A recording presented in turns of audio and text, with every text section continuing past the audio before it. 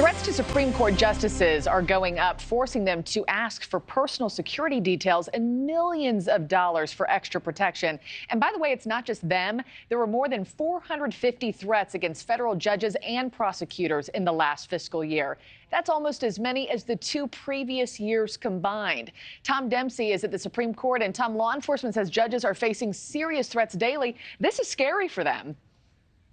Yeah, absolutely, Markie. Good morning. These are serious threats that require further investigation. And now the U.S. Marshals Service says it has growing concerns about the safety for federal prosecutors and judges, including justices on the Supreme Court. That's led to the nation's high court to ask Congress for almost $20 million, all to boost security for the Supreme Court justices. That figure was released as part of the federal judiciary branch's budget request for the next fiscal year that calls for $20 million to go towards expanding security activities for the Supreme Court police and for the high court's own police force to take over for security at justices' homes. Currently, that's done by the U.S. Marshals Service.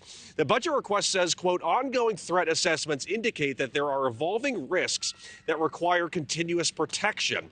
This all comes as the U.S. Marshals Service showed a big spike in serious threats last fiscal year against federal judges and prosecutors. Over 2 years, you can see it right here, the amount of threats has more than doubled to over 450.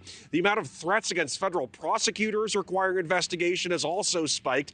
The last fiscal year saw 155 threats investigated, more than double the amount seen in fiscal year 2021. The U.S. Marshals director pointed at heated political divisions for this rise in spikes. The director is saying that previously these threats would be connected to people who might be upset with a judge connected to their own case or the case of someone they know.